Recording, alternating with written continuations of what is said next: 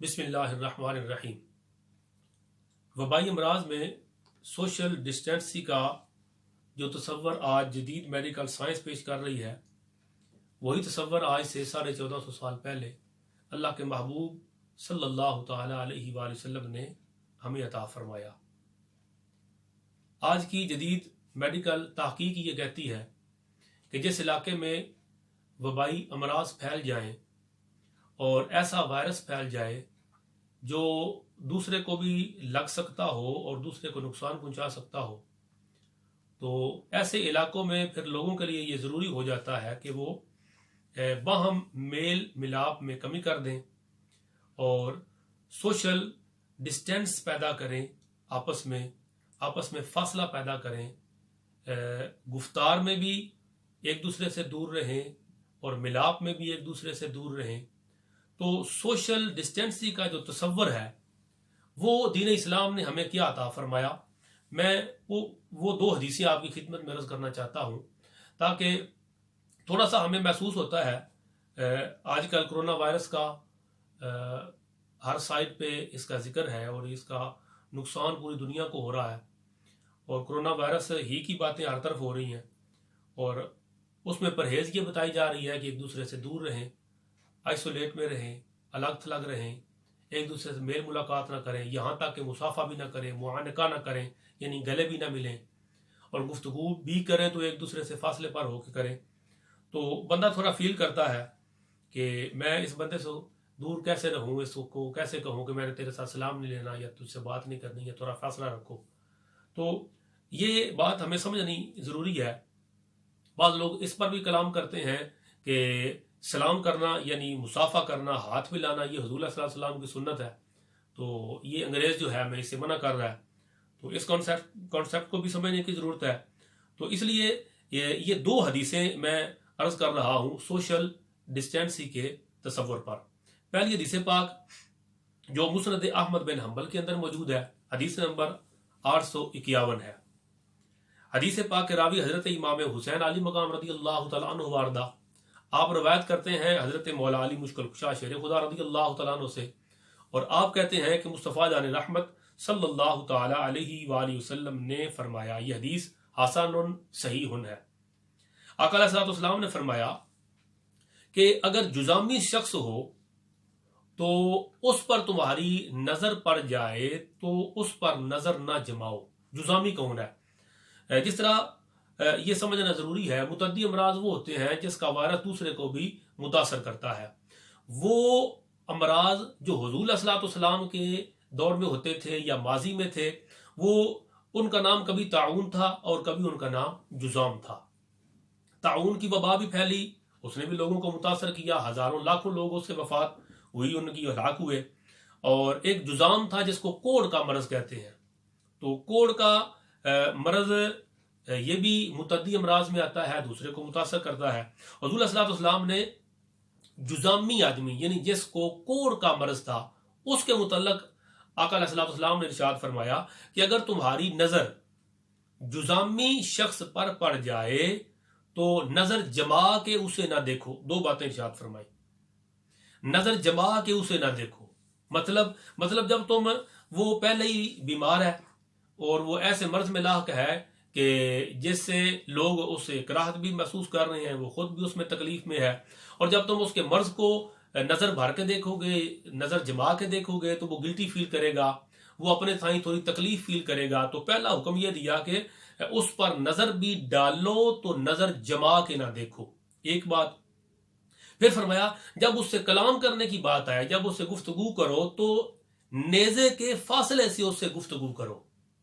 आज जदीद medical science कह रही है कि आपस में फासला रखो, गुफ्तो शनीद के अंदर भी फासला रखो, और इतना फासला रखो कि जितने 6 फीट। और ये हुजूर सल्लल्लाहु ताला अलैहि वसल्लम का फरमान ज़ीशान मुस्नद अहमद बिन हम्बल के अंदर फरमाया, जुजामी से यानी ऐसे मरीज से जब तुम कलाम करो जिसका वायरस दूसरे को मुतासर कर सकता है, तो फिर उससे कितनी दूर हो के कलाम करो, जितना एक नेजा होता है। नेजा कितना लंबा होता है? 6 फुट लंबा होता है या 8 फीट लंबा होता है। حضور علیہ السلام نے 1450 سال پہلے بتا دیا کہ ایسا مریض جس کا وائرس دوسرے کو متاثر کر سکتا ہے اس سے تم 6 فٹ ایک نیزے کی مسافت پر رہ کر کلام کرو. یہی حکم آج بھی جدید میڈیکل سائنس دے رہی ہے. دوسری بات، یعنی بندہ یہ سوچتا ہے کہ ہم دوسرے سے سلام لینا کیسے چھوڑ دیں، اس سے ملاقات میل ملاقات کیسے چھوڑ دیں، اس سے مصافحہ اور معانقہ کیسے نہ کریں، یہ تو سنت ہے. بھائی نہیں، حضور علیہ السلام کی سنت یہ ہے بندہ تندرست ہو دونوں، اور دونوں میں سے کسی کو بھی مرض متعدی مرض لاحق نہ ہو تو مصافحہ کرنا سنت ہے. اور اگر ان میں سے کسی ایک کو متعدی مرض لاحق ہو، ایسا مرض لاحق ہو جس کا وائرس دوسرے کو متاثر کر سکتا ہے، ایذا دے سکتا ہے، ہلاک کر سکتا ہے، تو پھر اس شخص سے مصافحہ نہ کرنا یہ سنت ہے. اس کا کیا ثبوت ہے؟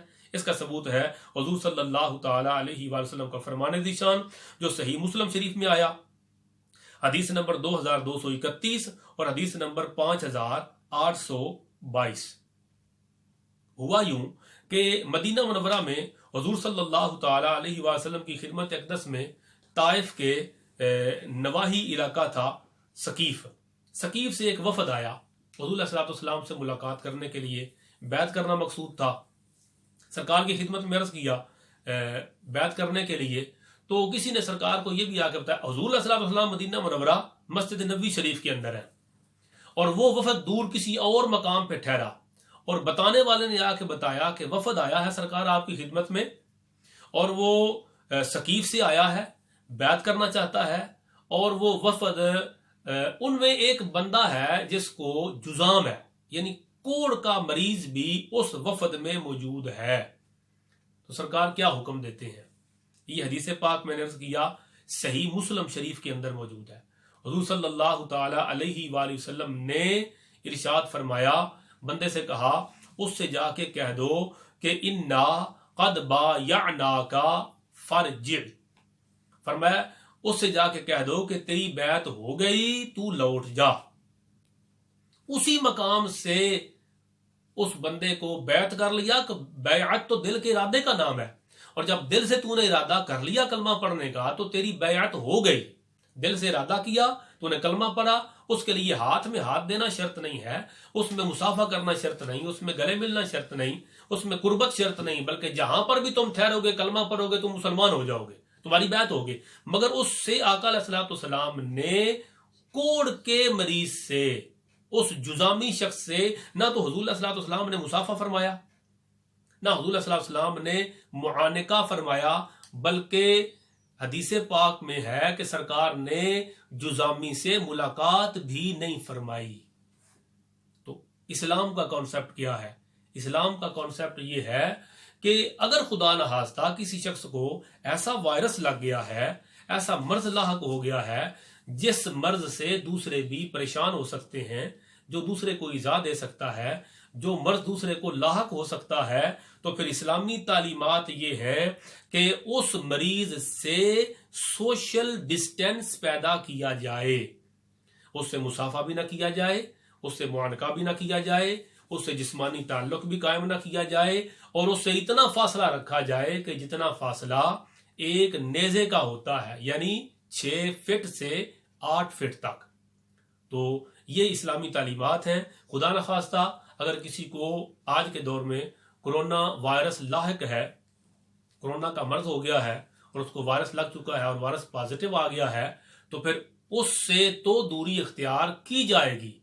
مگر پرابلم ایک اور سمجھنے والا وہ یہ ہے کہ یہ مرض 14 دن تک، اور 14 دن سے لے کے 28 دن تک تو یہ مرض شو ہی نہیں ہوتا. ایسا بھی ہوتا ہے کہ جسے خدا نہ خواستہ وائرس لگ گیا ہے، متعدی مرض ہو چکا ہے، وہ بندہ بیمار ہے، اس کو وائرس پازیٹیو ہے، مگر نہ اس کو کھانسی ہو رہی ہے، نہ اس کے گلے میں کوئی درد ہے، نہ اس کو بخار ہے، نہ اس کو کوئی جسم میں پین ہے، کوئی علامت ظاہر نہیں ہوئی.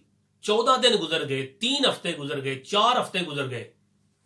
اگر اس بندے کو اجازت دی جائے گی کہ لوگوں کے ساتھ بیٹھے، گھل مل کے رہے، مصافحہ بھی کرے، معانقہ بھی کرے، سب سے میل ملاقات کرے، تو پھر وہ اس مرض کے ظاہر ہونے کے اور علامات ظاہر ہونے سے پہلے وہ 100 اور لوگوں کو بھی بیمار کرے گا.